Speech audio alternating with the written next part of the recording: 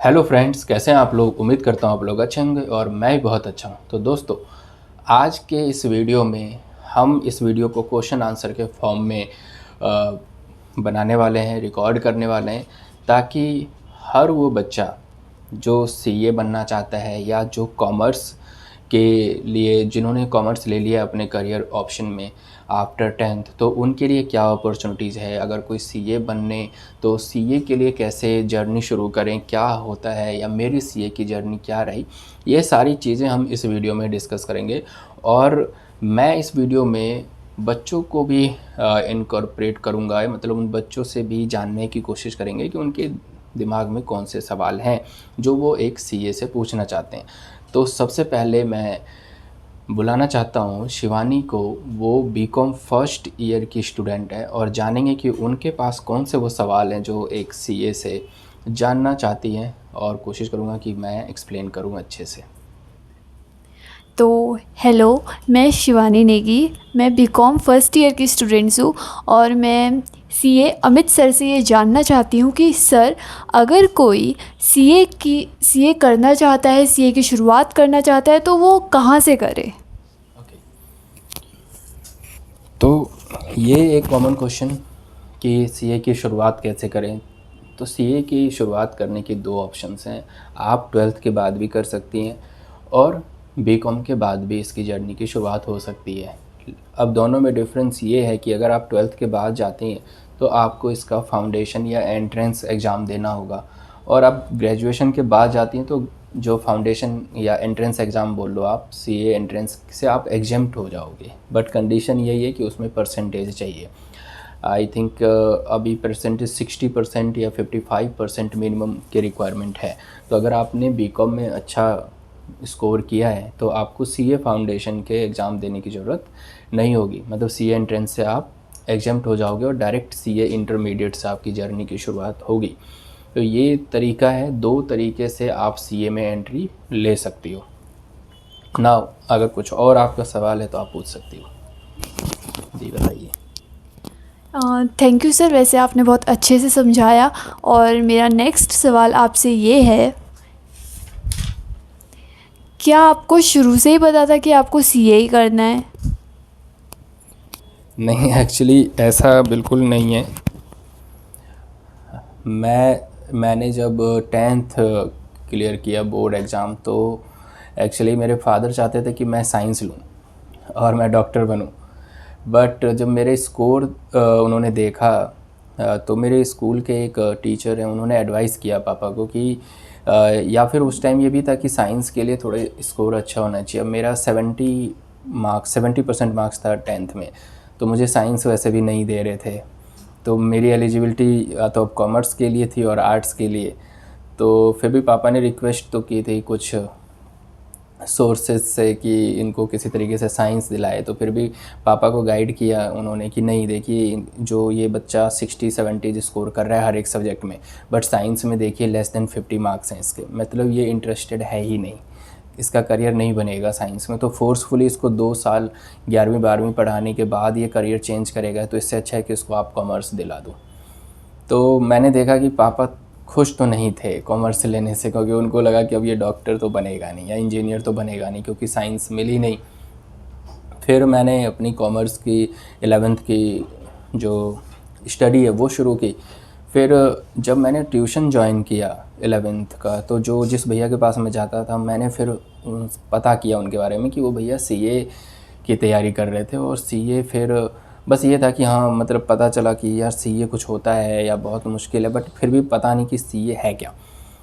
फिर अचानक से उस भैया के जब एग्ज़ाम आ गए, सीए के एग्ज़ाम होंगे, तो उन्होंने ट्यूशन बंद कर दिया। फिर हम लोग कहीं और चले गए सारे के सारे बच्चे।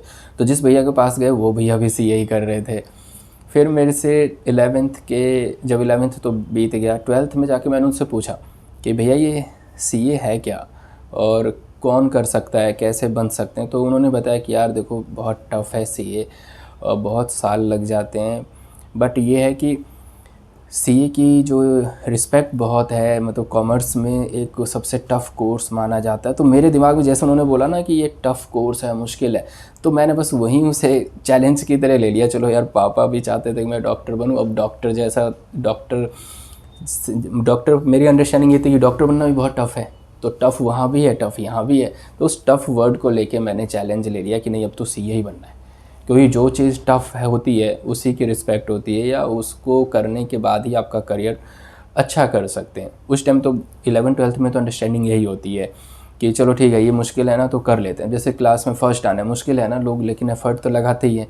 तो फिर मैंने पापा को बोला कि मैं सीए बनूंगा। वो भैया भी सीए कर रहे थे, ये भैया भी सीए कर रहे हैं। सीए तो टफ़ है, और ये भी नहीं पता था उस टाइम कि सीए बनने के बाद क्या होगा, बट ये था कि हाँ सीए टफ़ है तो कर लेते हैं। टफ़ सोच के ही मैं गया सीए में। और 12th के बाद ही मैंने, जब 12th के बोर्ड के एग्ज़ाम ख़त्म हुए, तो वेरी नेक्स्ट डे मैं लक्ष्मी नगर चला गया दिल्ली में, और वहाँ हॉस्टल की लाइफ, जो पीजी की लाइफ है, वहाँ भी शुरू की और सीए फाउंडेशन की प्रिपरेशन की। तो जो 12th का जब रिज़ल्ट आता है उसमें 2 महीने का गैप होता है आफ्टर एग्ज़ाम और रिज़ल्ट के बीच में। उसी 2 महीने में मैंने इसकी प्रिपरेशन की, और उस प्रिपरेशन के दौरान ही 12th का रिज़ल्ट भी आया, और उसी के 15-20 दिन बाद मेरा फाउंडेशन का एग्ज़ाम था, और मेरा वो भी क्लियर हो गया। तो आप कह सकते हो कि जो रिज़ल्ट का जो टाइम था 12th का, मैंने उसे यूज़ किया, और सीए फाउंडेशन जो कि उस टाइम सीपीटी हुआ करती थी उसे मैंने क्लियर कर लिया। तो वहाँ से सीए की जर्नी इस तरीके से शुरू हुई कि टफ़ है तो कर लेते हैं। बाकी फिर पापा को मैंने बताया कि पापा ये बहुत टफ़ है, तो ये तो मुझे करना ही है। तो पापा ने बोला ओके कर लो। तो शुरुआत तो मैंने ऐसे ही की।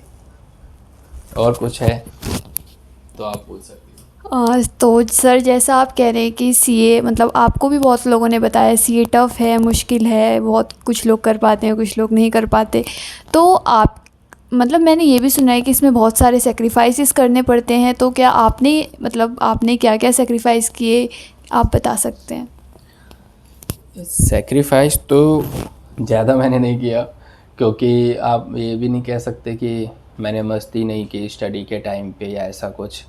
हाँ, बट ये है कि ज़रूर मैंने एक फ़िक्स्ड जो रूटीन अपनाया, जिसमें आप ये कह सकते हैं कि दोस्तों से दूर हो जाना। जो स्कूल फ्रेंड्स थे जिनके साथ आफ्टर 12th मैंने क्रिकेट खेलना, ये घूमना, ये सब जो प्लान किया था, वो सब छूट गया। क्योंकि बोर्ड के एग्ज़ाम के टाइम में हम बहुत सारा कुछ सोचते हैं, यार ये टफ़ एग्ज़ाम है, बोर्ड एग्ज़ाम है, हम पढ़ लेते हैं, उसके बाद तो मस्ती करेंगे। बट मैंने ऐसा किया नहीं। उसके जस्ट बाद ही मैं फाउंडेशन की प्रिपरेशन के लिए चला गया, तो दोस्तों से साथ मेरा छूट गया। फिर पहला सेक्रीफाइस यही बोल सकते हो कि अपने स्कूल फ्रेंड्स से दूर होना, उनके साथ मस्ती जो कर सकता था वो मैंने नहीं की। फिर जब मैंने आगे की जर्नी, जब मैं पीजी में गया, तो मैंने देखा कि फाउंडेशन सीए के इतने सारे बच्चे एक साथ उस हॉस्टल में रह रहे थे। फिर वहाँ जाके रियल में लगा, यार सीए में तो सब बहुत मेहनत कर रहे हैं, सब पढ़ रहे हैं, मस्ती करने वाले लोग हो। फिर जो सीनियर लोग होते थे, जो भैया और होते थे उस पीजी में, वो भी बताते यार वो मैं सीए फाइनल में हूँ, मैं सीए इंटर में हूँ, और बहुत मेहनत करते थे। तो समझ में तो आ गया था कि यार मैंने कुछ ऐसा चैलेंज ले लिया जिसमें बहुत ही हालत ख़राब होने वाली है। अब एक 12th किया हुआ लड़का जब जाएगा और वहाँ देखेगा कि भाई 30-30 साल के लोग हैं, 35-35 की एज में भी लोग हैं और पढ़े जा रहे हैं, तो वहाँ तो दिमाग ख़राब हो ही जाता है कि यार मैं कुछ गलत करने तो नहीं आ गया कि इतना टाइम लग जाता है क्या। तो ये था कि यार पढ़ना है बस, और कुछ नहीं करना, क्योंकि टाइम भी बहुत ही लिमिटेड था। तो मैंने क्या किया, वहाँ पे उस पूरे हॉस्टल में एक भैया थे, वो एमकॉम करके आए हुए थे। मैं कहाँ 12th करके गया था और वो एमकॉम करके आए हुए थे, तो मैंने उनसे दोस्ती कर ली और वो उस भैया के साथ पढ़ना मैंने शुरू किया। तो वो क्या करते थे, शाम के 6 बजे बैठते थे और सुबह के 6-7 बजे तक लगातार पढ़ते रहते थे। जो भी 2-2.5 घंटे बाद ब्रेक लेते थे, फिर कॉफ़ी या फिर जूस लेते थे, उसके बाद पढ़ते रहते थे, दूध पीते थे, पढ़ते रहते थे। मैंने कहा यही सही है, इनसे दोस्ती कर लेते हैं। फिर वहाँ से एक हैबिट डेवलप हो गई, फिर वहाँ से अंडरस्टैंडिंग शुरू हो गई, भाई अगर इस रास्ते पे चलना है तो पढ़ना तो पड़ेगा ही, मेहनत तो करनी पड़ेगी। फिर वहाँ से 10 घंटे 12 घंटे की स्टडी जब मतलब उतनी मेहनत तो मैंने बोर्ड एग्ज़ाम में नहीं की थी, या उतनी मेहनत कभी लाइफ में की ही नहीं थी, बट चैलेंज ले लिया था और प्रूफ करना था खुद को, क्योंकि पापा ऑलरेडी थोड़े वैसे निराश हो गए थे, साइंस नहीं मिले मुझे। तो जब मैंने किया तो एक दिन पापा भी आए थे हॉस्टल में, तो एक भैया मिले, तो पापा को उन्होंने बोला था कि इसमें देखो 2 बच्चे तो क्लियर कर ही लेंगे फाउंडेशन, वो एक आपका बेटा है और एक उस भैया के बारे में जो एमकॉम किए हुए थे। और रियल में जब उस टाइम सीपीटी का रिज़ल्ट आया था तो आई थिंक 100 पे पास थे, मतलब 200 का एग्ज़ाम था, 100 पे पास थे। तो लोग 90s में भी अटक रहे हैं, 95 पे भी फेल हो रहे थे, 98 पे भी फेल हो रहे थे, नेगेटिव मार्किंग थी उसमें। बट मैं और वो भैया पास हो गए थे। तो ज़्यादा सेक्रीफाइस क्या करना, बस हाँ ये कह सकते हो कि 12 घंटे पढ़ना शुरू किया। फिर जब सीए फाउंडेशन से आगे की जर्नी शुरू हुई तो सीए इंटरमीडिएट में चले गए। अब ऐसा लगा कि अब मस्ती कर लेंगे, लेकिन मस्ती हुई नहीं तब भी, क्योंकि सीए इंटरमीडिएट में जाने के बाद पता चला कि आपको तो वो करना होगा, ये प्रैक्टिकल ट्रेनिंग के लिए जाना होगा सीए के पास। तो अब वो 17-18 की एज में आपको ऑफिस जाना है, सारी मस्ती तो उसी टाइम निकल गई। ऐसा लगा कि स्कूल लाइफ ख़त्म होते ही सब कुछ ख़त्म हो गया। फिर अब बस वो ऑफिस जाना, फिर सुबह 6 बजे से क्लास लो, 6 से 9 क्लास लो, फिर ऑफिस जाओ, फिर शाम में फिर क्लास लो। तो वही रूटीन बन गया भाई, सुबह घर से 5 बजे निकल जाना है, रात के 11-12 बजे तक फिर घर पहुंचना। तो पूरा दिन एक फिक्स्ड रूटीन पे चल रहा है। सुबह 4 घंटे की क्लास, 3 घंटे की क्लास, फिर बीच में ट्रेनिंग, फिर रात को आपको क्लास लेनी है। तो अब इसमें आप देखो कि मेरे पास पढ़ने के अलावा और काम सीखने के अलावा कुछ था ही नहीं। हाँ, फिर नए नए दोस्त ज़रूर बन जाते हैं, फ्रेंडशिप होती है, लोगों से आप क्लास में ही मिलते हो, फिर वहीं चीज़ें आप वहीं पे थोड़ा बहुत हंसी मजाक करना, थोड़ा बहुत घूम लिए, यही सब है। लेकिन आप एकदम से गैप नहीं रह सकते स्टडी से कि नहीं नहीं अब तो मैं 1 महीने नहीं पढ़ूँगा या 2 महीने नहीं पढ़ूँगा या 1 महीने मैं इस ऑफिस नहीं जाऊँगा, 2 महीने ऑफिस नहीं जाऊँगा, ये सब चीज़ें छूट गई। फिर वहाँ पे घूमना फिरना बंद हो गया, कहीं आप आउट ऑफ टाउन जाना बंद हो गया। फिर study and practical training, study and practical training, इसी में फंस गए। फिर वो 18 महीने की प्रैक्टिकल ट्रेनिंग थी, तभी आपकी एलिजिबिलिटी बनती है सीए के पीसीसी एग्ज़ाम देने की, जिसको आप इंटरमीडिएट बोलते हैं। फिर जब मेरी इंटरमीडिएट की एलिजिबिलिटी आ गई तो फिर मैंने एग्ज़ाम दिया सीए इंटरमीडिएट का। तो जब एग्ज़ाम दिया तो जोश में थे और मैं फ़ेल हो गया। तो सारे जो उसमें 2 ग्रुप होते हैं, दोनों ग्रुप में मैं फ़ेल था। अब उस टाइम मैंने फेलियर देखा और उस टाइम समझ में आया कि यार सीए तो टफ़ है। तो क्योंकि जब तक आप फेल नहीं होते तब तक एहसास नहीं होता। जब मैं फ़ेल हुआ तो उस टाइम मैं गांव में ही था, गांव में बिल्कुल जंगल में बैठ के आराम से एक अकेले में रिज़ल्ट देखा मैंने। फिर मैं उस दिन रोया। मेरी पूरी सीए जर्नी में अगर मैं कहूँ तो रोना मुझे तभी आया कि यार ये मैं फ़ेल नहीं हो सकता। एक तरीके से ईगो हर्ट हो गई, फ़ेल कैसे हो सकते हैं यार, आज तक तो फ़ेल हुए नहीं थे। तो जब आप लाइफ में पहली बार फेलियर देखोगे तो लगेगा तो यही। तो फिर समझ में आया वो भैया जो ट्यूशन वाले भैया थे वो सही कह रहे थे, सीए बहुत टफ़ है और उनको भी टाइम लग रहा था। फिर मैं एक तरीके से अब जो बात आ गई कि पहले मैंने टफ़ सोच के चैलेंज एक्सेप्ट किया और फाउंडेशन निकाला, अब बात आ गई थी ईगो पे कि यार फेल कैसे हो सकते हैं। फिर मैंने वहाँ से लगभग 2-2.5 महीने का टाइम मिला था सीए इंटरमीडिएट के एग्ज़ाम में रिज़ल्ट के बाद। फिर वो जो पागलपन आया मेरे अंदर कि यार अब कुछ करना ही नहीं है, किसी से बात नहीं करनी, किसी से कुछ नहीं मिलना है, कोई दोस्ती नहीं, इवन जो नए फ्रेंड्स बने थे उनसे भी दूरी बना ली, अब बस सिर्फ पढ़ना है। तो मेरी दादी ने बहुत साथ दिया उस जर्नी में। मुझे सिर्फ मैं मतलब पूरे दिन पढ़ता रहता था, दादी से भी बातें थोड़ी कम ही होती थी, बट वो हमेशा इंतज़ार करती रहती थी कि जब भी ये किताब रखेगा तो हम थोड़ी बहुत बात कर लेंगे। मैंने वो इवनिंग वॉक, मॉर्निंग वॉक, ये सब मैंने छोड़ दिया। अगर सेक्रीफाइस बोलो तो सिर्फ किताब को ही अपनाया। जो भी मेरी जो प्रैक्टिस करनी थी, क्वेश्चन का आंसर बनाना, हर सब्जेक्ट के लिए एक एक रजिस्टर में लिखे जा रहे हैं, प्रैक्टिस कर रहे हैं। तो वो 2-2.5 महीने का जब टाइम था तो मुझे ये पता लग गया था कि इसके एक ग्रुप की तो तैयारी हो गई है। बट पापा ने बोला नहीं यार, दोनों ग्रुप के एग्ज़ाम दे दो, फॉर्म तो आपने भरा ही है ना। मैंने कहा ठीक है। तो जब मैंने फर्स्ट ग्रुप का पेपर दिया, मतलब इतना कॉन्फिडेंस था कि ये तो क्लियर हो जाएगा। जब दूसरे ग्रुप का पेपर शुरू हुआ तो मैंने ऐसे कैजुअली दिया कि चलो बस रिवीजन कर लें, क्योंकि प्रैक्टिस का टाइम था नहीं, इतने कम टाइम में कैसे होगा। तो मैं गया तो मुझे ऐसा लगा कि सारा कॉन्सेप्चुअल बेस्ड पेपर आया है और मैंने कॉन्सेप्ट्स के हिसाब से सारे क्वेश्चंस कर दिए जो भी अटैम्प्ट करना था। मुझे लगा यार ये हो जाएगा क्लियर। फिर उसका सेकंड पेपर आया दूसरे ग्रुप का, वो भी मुझे ऐसे ही टेक्स्ट का पेपर था तो ऐसे ही सब कुछ सही लगा। मैंने कहा यार ये भी हो जाएगा। जो लास्ट पेपर था उस टाइम में ऐसी फीलिंग आ गई कि अगर ये हो गया तो शायद सीए इंटरमीडिएट हम निकल जाएंगे और बहुत जल्दी, बहुत कम एज में ही वो चीज़ क्लियर हो जाएगी। तो वो 18 की एज में, 18.5 की एज में, या 19 कह लो, उस एज में अगर एक मौका मिल रहा था सीए फाइनल में जाने का, तो मैंने क्या किया, मैंने अपने एक दोस्त को फ़ोन किया कि यार ये जो लास्ट पेपर है ना वो कंप्यूटर से रिलेटेड था, ITSM। Information technology strategic management. मैंने कहा यार आज की रात है, तो पूरे रात बैठ के ना मुझे पूरा आईटी के सारे चैप्टर्स हिंदी में एक्सप्लेन कर दे, क्योंकि वो एमसीए कर रहा था तो उसको कंप्यूटर के बारे में बहुत कुछ पता था। तो हमने यही किया कि दादी सो गई, फिर मैं और मेरा दोस्त किचन में गए और पूरी रात भर उसने एक एक चैप्टर को हिंदी में एक्सप्लेन कर दिया, और ये करते करते सुबह के 5 बज गए। तो मैंने कहा अब क्या सोना, क्या पता सो गए तो सब कुछ भूल गए। कई बार मन में ऐसा डाउट आ जाता है ना, भाई इतना पढ़ के अब सो गए, फिर सुबह रिवीजन करने का टाइम नहीं मिलेगा तो अब सोना ही नहीं है, कुछ भूलने के चांसेस ही नहीं होंगे। तो मैंने लाइफ में सीए का वो एग्ज़ाम था जो बिना सोए ही दिया, लास्ट एग्ज़ाम था। और जब मैं पेपर में गया तो किसी तरीके से पेपर सारा अटैम्प्ट कर दिया, और मैं हमेशा पेपर ख़त्म होने से 5 मिनट पहले ही अपने सारे मार्क्स जोड़ने लग जाता था कि नंबर कितने बन रहे हैं, नंबर कितने। तो मैंने वहाँ नंबर जोड़े, तो जैसे कि मिनिमम 40 चाहिए और ओवरऑल 50 चाहिए एक ग्रुप को क्लियर करने के लिए, तो मुझे उसमें 32-33 नंबर ही बन रहे थे। मैंने कहा भैया हो गया काम, ये क्लियर नहीं होगा। और वैसे भी वो एक सब्जेक्ट ऐसा है कि उसमें काफ़ी लोग अटके, काफ़ी लोगों ने सिर्फ उस पेपर की वजह से 2-2, 3-3 साल तक सिर्फ सीए इंटरमीडिएट का ही एग्ज़ाम दिया, वो पेपर ही क्लियर नहीं होता है, थ्योरी बेस्ड पेपर है सारा। तो सीए स्टूडेंट्स थ्योरी में थोड़े कमज़ोर होते हैं, प्रैक्टिकल में स्ट्रांग होते हैं। अब मैंने जोड़े नंबर यार 32-33 नंबर, मैंने कहा चलो सेकंड ग्रुप तो नहीं हुआ, पापा को बोल देंगे, क्योंकि मैं एग्ज़ाम से निकलते सबसे पहले पापा को फ़ोन करता था कि पापा आज का पेपर तो अच्छा हुआ है। फिर मैंने कहा नहीं ऐसा नहीं करेगी इंस्टीट्यूट, आधे आधे नंबर मैंने खुद से ही बढ़ा दिए। मैंने कहा चलो किसी तरीके 40 तो पूरे हो जाए। तो मैंने देखा यार 40 तो बन रहे हैं लेकिन कॉन्फिडेंस तो पहली बार में ही आता है, फिर अपने आप को फिर वो मतलब भरोसा दिलाने वाली बात है। फिर मैं पेपर से निकला तो मैंने पापा को बोला पापा देखो फर्स्ट ग्रुप का तो पता है, सेकंड ग्रुप में थोड़ी सी प्रॉब्लम लग रही है क्योंकि ये पेपर इतना अच्छा नहीं हुआ। तो पापा बोले कोई बात नहीं, रिजल्ट का इंतज़ार मत करना, पढ़ते रहो, अगर हो गया तो अच्छी बात है, नहीं तो फिर पेपर दे देना। अब मेरा लक था कि जब रिज़ल्ट आया तो उससे पहले मेरा रोल नंबर एक सीनियर के पास था जहाँ मैं प्रैक्टिकल ट्रेनिंग करता था, तो उनका फ़ोन आया यार अमित तेरा तो क्लियर हो गया। मैंने कहा भैया वो तो पता है कि फर्स्ट ग्रुप तो क्लियर होना ही था। सर नहीं नहीं यार you are in CA final.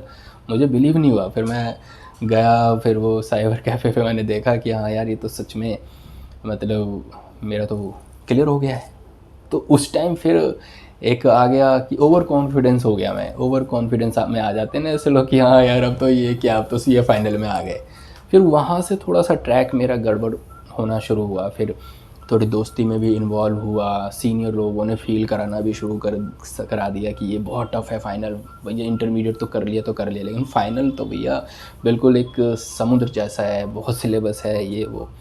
और फिर वहाँ 2 साल की प्रैक्टिकल ट्रेनिंग भी थी, तो मैंने किसी तरीके से वो 2 साल की प्रैक्टिकल ट्रेनिंग की, बट उसमें क्यूरियोसिटी इतनी ज़्यादा थी कि 6 महीने पहले ही आप एक अटैम्प्ट दे सकते हो, ट्रेनिंग ख़त्म होने से पहले ही। मैंने वो दिया और सारा जोश मेरा निकल गया, मैं फ़ेल हो गया।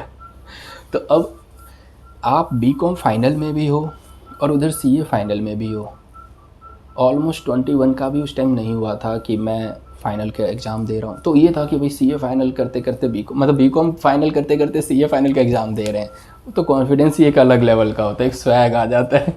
तो वो मेरा निकला जब मैं फ़ेल हुआ, तो मुझे लगा भाई सच में सीए फाइनल बहुत टफ है।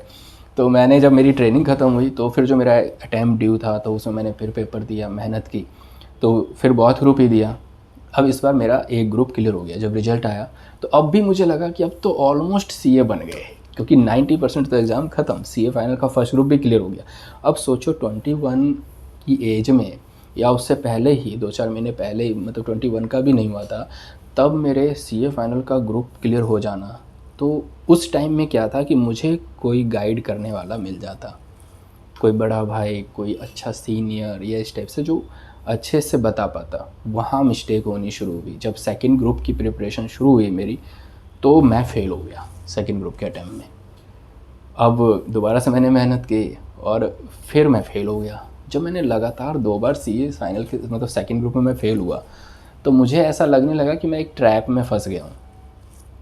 अब वही गलती हुई कि यार मैं 2-3 महीने पढ़ता हूँ, फिर पेपर दे देता हूँ, फिर 2 महीने का इंतज़ार होता है रिज़ल्ट का, और फिर मैं फ़ेल हो जाता हूँ। फिर वही पापा उस टाइम बोलते थे कि यार तू इंतज़ार क्यों करता है, तू पढ़ाई कर, लेकिन थोड़ा सा कई बार आ जाता है ना, इंसान खुद अपना दिमाग लगाने लग जाता है, उसको फीलिंग आने लग जाती है कि हम पास हो जाएंगे, आ जाएंगे।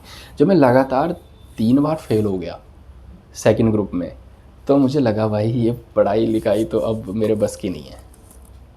और ये सब मुझे हर चीज़ मुझे बहुत जल्दी जल्दी फीलिंग आ जाती है। तो मुझे 22-23 की एज में ही फीलिंग आने लग गई कि मैं पढ़ाई लिखाई छोड़ दो। बीकॉम कर ही चुके हैं, सीए फाइनल का ग्रुप क्लियर कर चुके हैं, फर्स्ट ग्रुप, और अपनी 3.5 साल की प्रैक्टिकल ट्रेनिंग भी कर चुके हैं। तो इतना तो मैंने कर लिया, तो इसके बेस पे चलते हैं नौकरी करने। तो मेरी सिचुएशन भी, फैमिली की सिचुएशन ऐसी थी कि उनकी भी डिमांड ऐसी हो रही थी। पापा तो नहीं फोर्स कर रहे थे, बट अंदर एक फीलिंग आ जाती है देखते कि यार अब मुझे जाना चाहिए मार्केट में, इंडस्ट्री में जाना चाहिए। इतना सब कुछ तो कर लिया है, सिंपल ग्रेजुएट तो मैं नहीं हूँ, ऐसी फीलिंग आ ही जाती है। सिंपल ग्रेजुएट तो नहीं हूँ भाई, फाइनल का ग्रुप क्लियर कर लिया यार, 3.5 साल की ट्रेनिंग, कुछ तो वर्थ रखूँगा ना मैं। और ये क्या कि मतलब आप पेपर दे दो, पेपर के बाद मैं फिर क्या करता था, पेपर देने के बाद जाता था जॉब ढूंढने। वो सामने वाले मुझे जॉब पे ही नहीं रखते थे, कहते थे आप तो सीए बन जाओगे, रिजल्ट आ जाएगा, आप छोड़ दोगे। मैंने कहा ये अलग ट्रैप है, मतलब नौकरी भी देने को तैयार नहीं है लोग। तो मैंने कहा अब ऐसा बोलूँगा कि जी मैं सीए छोड़ चुका हूँ, अब तो दे दो नौकरी। तो मैंने यही बोलना शुरू किया। काफ़ी जगह तो जब मैंने इंटरव्यू दिया तो मैंने तो सीए का कहीं दिखाया ही नहीं कि मैं सीए भी कर रहा हूँ। सीए, सीपीटी, फाउंडेशन जो भी इंटरमीडिएट है, फाइनल, मैंने कोई क्वालिफिकेशन ही नहीं दिखाई, कोई प्रैक्टिकल ट्रेनिंग ही नहीं। मैं सिंपल मैं ग्रेजुएट हूँ, बताओ मुझे नौकरी मिलेगी? 8,000 की भी, 10,000 की भी, 12,000 की, कोई तो नौकरी दे दो। इतना पढ़ने के बाद भी जब मुझे वो वर्थ नहीं मिल रही थी तो मैंने लगा यार ये सब पढ़ाई लिखाई तो बेकार है। फिर मैंने क्या किया, ये एग्ज़ाम नहीं दूंगा, किताब रख दी मैंने साइड में। पापा को मैंने बोल दिया अब जब तक नौकरी नहीं मिलेगी तब तक मैं पढ़ूंगा नहीं। और हुआ भी यही।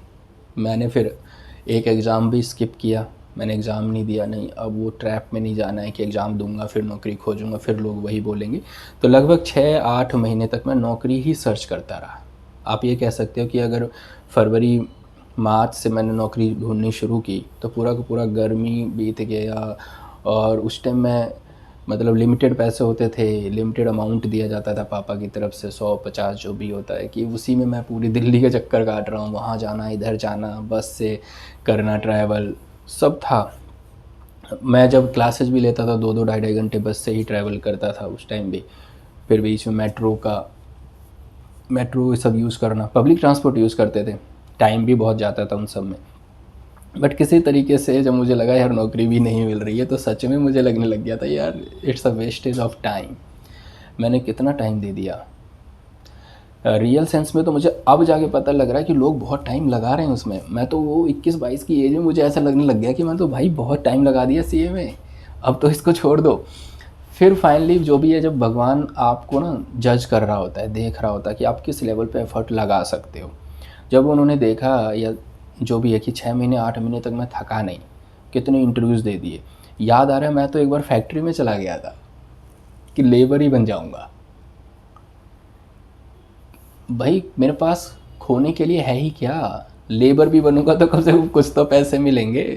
तो मैं उस लेवल तक चला गया कि अब इतनी पढ़ाई लिखाई करके भी अगर मुझे फैमिली को सपोर्ट करना है तो मैं लेबर बनने को भी तैयार हूँ। क्या पता लेबर ही बन के अच्छा लेबर बन जाऊँ तो सुपरवाइज़र बन जाऊँगा, उसी में अच्छा प्रोडक्शन हेड बन जाऊँ, कुछ तो होगा। तो जो आप इस लेवल पे सोच लेते हो ना तो फिर आपको डर नहीं लगता है। फिर मुझे डर लगना बंद हो गया। फिर मैंने बस इंटरव्यूज़ दिए, ट्राई करता रहा।